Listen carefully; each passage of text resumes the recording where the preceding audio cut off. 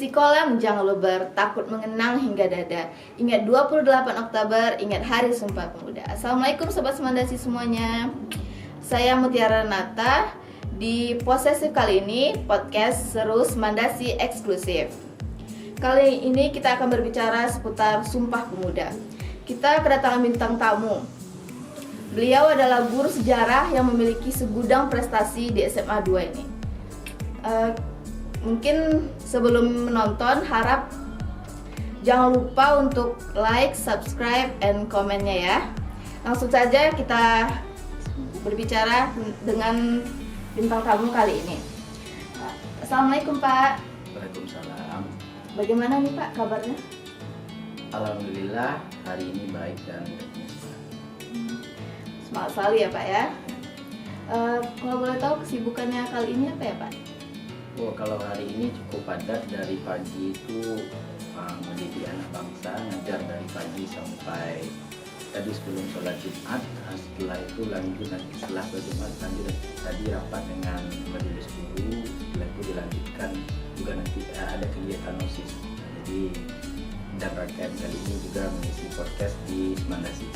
Wah, lumayan padat ya Pak. Terima kasih sudah hadir di podcast kita kali ini. Mungkin izin bertanya Pak seputar Sumpah Pemuda ya Pak.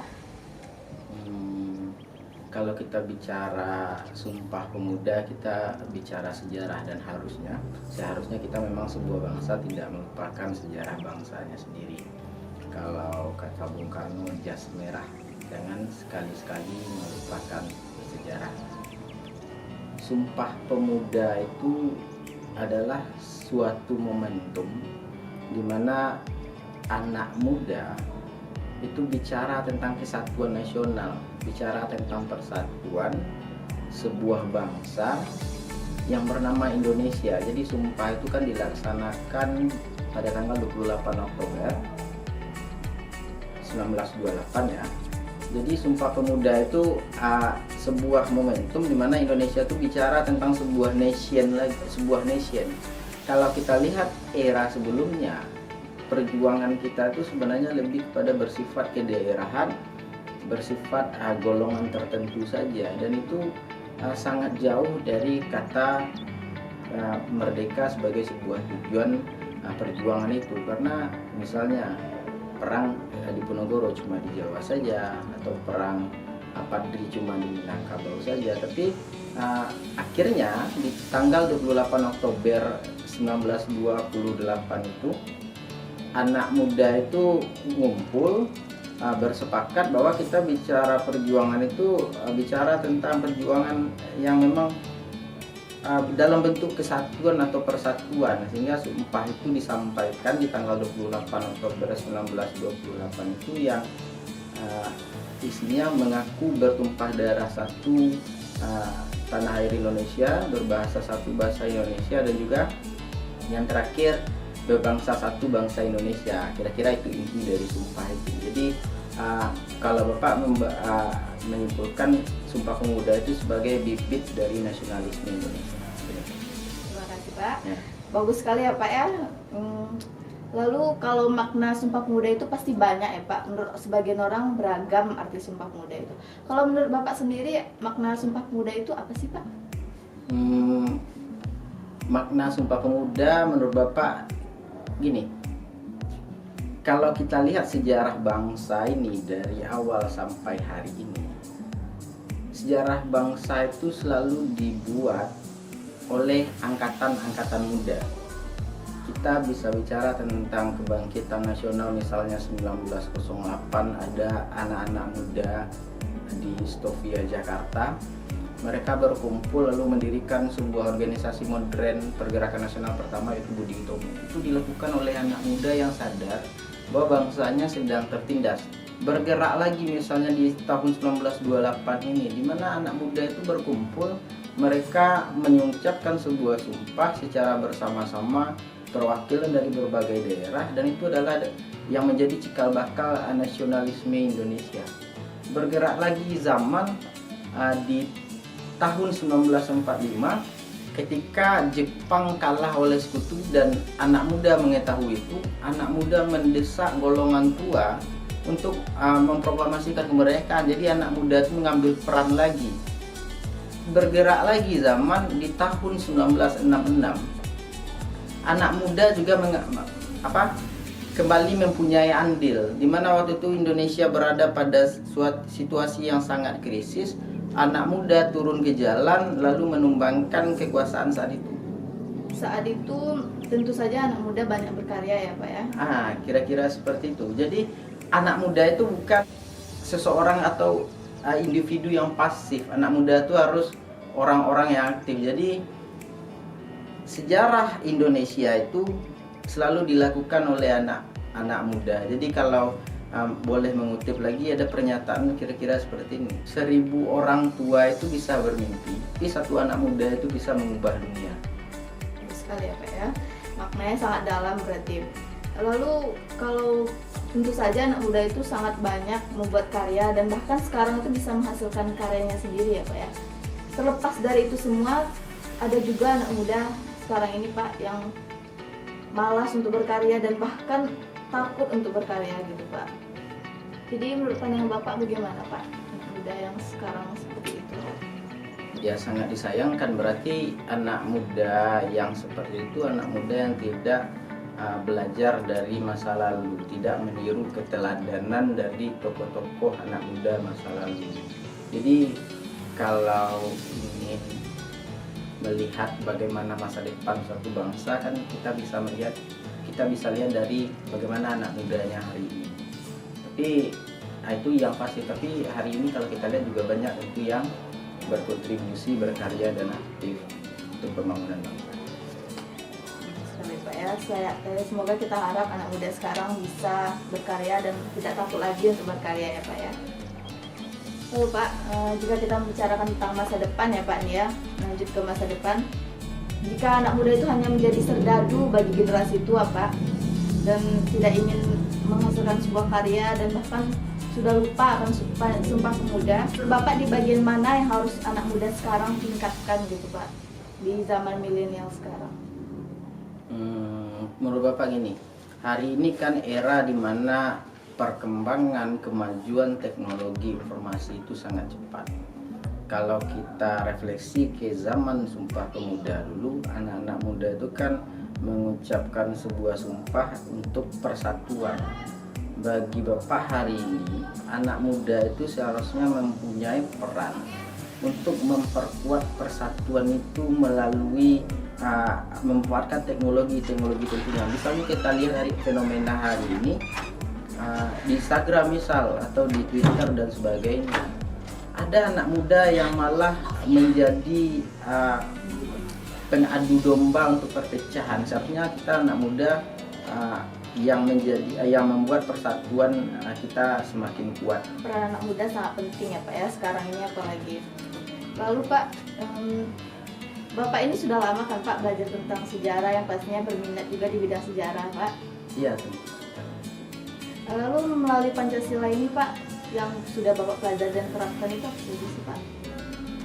Oh, tentu kalau bicara Pancasila itu kan nanti perjambarannya panjang. Kalau kita ingin menerapkan Pancasila, kita bicara saja misalnya sila pertama tentang ketuhanan yang Maha Esa. Tentu sebagai seseorang yang Pancasilais, kita mengikuti ajaran agama yang kita anut, dan kita juga tidak boleh ibaratnya mendiskriminasi orang yang berbeda agama dengan kita. Itu kan kalau kita bicara sila pertama maupun sila-sila selanjutnya, tentu sebagai seorang anak muda ya, Bapak masih tergolong muda ya? Iya Pak. Masih ya. Jadi kalau anak muda tentu berusaha untuk bagaimana sesuai dengan nilai-nilai Pancasila dalam kehidupan sehari-hari, dalam berbangsa dan bernegara. Berarti Sumpah Pemuda ini juga termasuk di Pancasila ya Pak ya? Nilai-nilainya bisa Iya. dikatakan. Pak, bagaimana kita bisa menimbulkan arti sesungguhnya dari persatuan dan kesatuan sebagai bangsa Indonesia Pak? Jika itu tentang mengenai nilai-nilai Sumpah Pemuda. Kalau kita bicara tantangan hari ini ya, di era kemajuan teknologi, tentu dengan berkolaborasi. Jadi dalam kemajuan teknologi ini, kunci 3 hal menurut Bapak yang harus dikuasai anak muda hari ini. Yang pertama tentu kolaborasi. Kita tidak bisa melakukan sesuatu yang hebat tanpa berkolaborasi, tanpa bekerja sama tentu dengan anak-anak muda hebat lainnya. Tentu misalnya si Ara ingin melakukan sesuatu yang hebat, ketika bekerja sama maka itu akan lebih mudah gitu. Tentu selain kolaborasi, kita juga harus menciptakan inovasi-inovasi baru. Jadi perubahan dunia hari itu sangat cepat. Kita harus bisa beradaptasi lalu melahirkan inovasi-inovasi baru. Ibaratnya hari ini kalau kita diam saja sebentar, kita akan ketinggalan dari orang lain. Jadi kata kuncinya kolaborasi. Kolaborasi itu sangat penting ya Pak untuk dilakukan sekarang ini. Anak muda sekarang itu malas ya Pak ya untuk menerapkan itu. Bahkan sekarang ini sikap nasionalisme itu sangat kurang dalam diri anak muda sekarang Pak. Diberitahu sedikit Pak gitu, bagaimana cara kita meningkatkan sikap nasionalisme dalam diri kita sendiri gitu Pak. Oh, kalau menurut Bapak kalau sebagai guru sejarah gini, kalau menurut Bapak nasionalisme itu bisa lahir karena 3 hal. Pertama, ketika kita mengetahui sejarah bangsa kita, maka nasionalisme itu akan muncul. Jadi yang pertama tentu kita belajar sejarah, kita mengetahui sejarah bangsa kita. Dan yang kedua, tentu kita mempunyai perasaan yang sama sebagai sebuah bangsa, di mana kita menyadari bahwa ini adalah tanah air kita, tempat kita lahir, tempat kita besar, tempat di mana orang-orang yang kita sayangi hidup di sana. Ketika ada kesadaran itu, maka nasionalisme itu pasti akan muncul. Dan yang ketiga, kita sadar bahwa negara ini bukan milik 1-2 orang, tapi milik bersama, dan kita mempunyai tujuan yang sama. Ketika kita menyadari itu, maka rasa nasionalisme itu muncul. Jadi intinya yang paling penting itu menurut Bapak ya belajar sejarah, karena sejarah itu akan membuat kita memupuk rasa kebangsaan kita. Kita sadar bahwa bangsa kita dulu seperti ini, lalu apa yang harus kita lakukan ke depan. Jadi sejarah itu kayak spion motor. Itu spion motor Ara? Tahu Pak. Spion motor itu kan kalau kita bawa motor tidak ada spion, kemungkinan kecelakaan itu tinggi karena kita tidak bisa melihat ke belakang. Jadi mau berbelok tentu kita harus melihat spion dulu.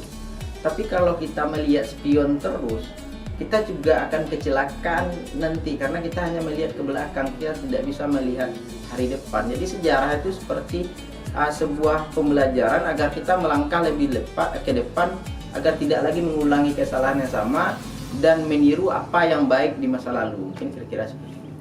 Sejarah itu pasti sangat perlu sekali ya Pak sekarang ini, apalagi anak-anak muda sekarang ini malas belajar sejarah dan malas membaca, mempelajari tentang Indonesia itu sendiri ya Pak ya. Iya. Lalu Pak, kalau tentang mengenai sejarah ini Pak, jadi Pak saya pernah membaca sebuah kata, kalau katanya kalau ingin melihat masa depan sebuah bangsa, lihatlah anak mudanya. Jadi menurut kacamata Bapak sebagai sejarawan ini Pak, bagaimana? Kalau menurut saya lihat hari ini ya, saya adalah orang yang optimis. Saya bukan orang yang pesimis. Saya melihat masa depan Indonesia ini sangat baik karena hari ini anak muda Indonesia itu adalah banyak anak muda yang energik, tidak pasif, melainkan progresif, dan anak muda hari ini tuh sangat melek dengan teknologi dan perubahan yang begitu cepat. Tapi tentu juga ada kekhawatiran bicara tentang misalnya karakter. Sekarang itu dunia itu seperti tanpa batas. Kita bisa mengetahui Amerika hanya lewat smartphone, atau kita bisa mengetahui wilayah lain itu hanya lewat barang elektronik kecil itu. Jadi tentu pengaruh kebudayaan lain, bangsa lain yang tidak sesuai dengan kebudayaan kita tentu masuk ke dalam pergaulan anak muda kita hari ini. Jadi selain kita beradaptasi dengan kemajuan teknologi yang begitu cepat, tentu kita juga harus menguatkan karakter kita sebagai sebuah bangsa. Kita mencontohkan salah satu bangsa yang menurut saya hebat, Jepang itu. Jepang itu dia menerima pengetahuan barat, bahkan dia mengirim siswanya, pelajarnya ke Amerika sana, ke Eropa sana untuk belajar.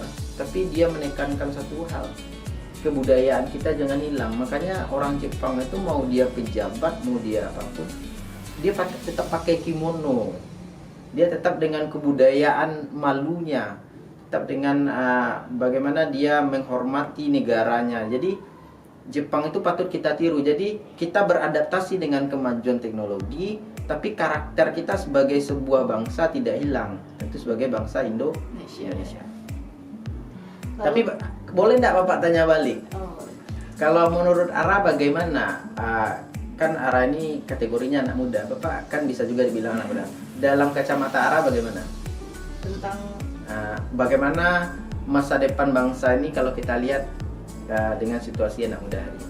kalau untuk anak muda sekarang ya Pak ya, kalau di lingkungan ARA itu memang banyak sekali anak muda yang berkarya. Bahkan ARA sekarang itu juga ingin maju dan mempelajari dari negara-negara lain yang sudah berkembang Pak. Juga ada banyak kurangnya ya Pak ya, apalagi anak muda sekarang itu tidak terlalu mementingkan Pancasila, UUD, bahkan Sumpah Pemuda Pak. Apalagi sejarah ya Pak ya, jarang sekali yang ingin mempelajari tentang sejarah. Mungkin kalau pemikiran anak muda bisa diubah sekarang Pak, dan juga mau berkembang, mau belajar dan mau mempelajari budaya-budaya yang sudah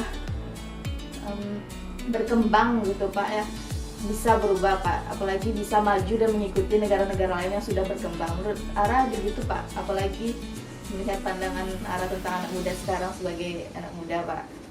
Wah, seru sekali ya Sobat Semandasi podcast kali ini. Dari pembicaraan Bapak tadi banyak sekali hal yang dapat kita pelajari dan kita ambil dari kata-kata Bapak tadi. Nah Pak, untuk closing statement kita pada hari ini, saya dengar-dengar ya Pak dari kalangan siswa, dari kakak kelas, abang kelas, dan bahkan dari saya sendiri gitu, kalau Bapak itu orang yang sangat suka memberikan kata-kata motivasi dan suka bercerita. Boleh dikasih sedikit Pak kata-kata motivasinya gitu Pak, yang tepat untuk momen Sumpah Pemuda ya Pak.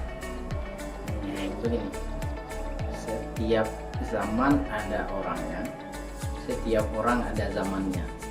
Jadi kalau pemuda dulu mengisi atau memperjuangkan kemerdekaan dengan kegiatan-kegiatan yang sifatnya perjuangan, tentu hari ini kita punya masanya sendiri. Kita mengisi kemerdekaan ini dengan berkarya, ikut andil baik dalam hal yang kecil maupun dalam hal yang besar untuk pembangunan bangsa ini. Pesan saya terutama untuk semua siswa di Indonesia dan khususnya siswa-siswa Ananda SMA 2 Sijunjung, teruslah berkarya, lakukan yang terbaik dan tentunya juga baik, dan tetap berkarakter sebagai seorang Indonesia yang mempunyai kebudayaan. Ada dua kata Bung Karno yang ingin saya kutip. Yang pertama mengatakan begini, merdeka itu ketika kita sudah berdikari di bidang ekonomi, berdaulat di bidang politik, berkepribadian di bidang kebudayaan. Tugas kita hari ini untuk mewujudkan itu.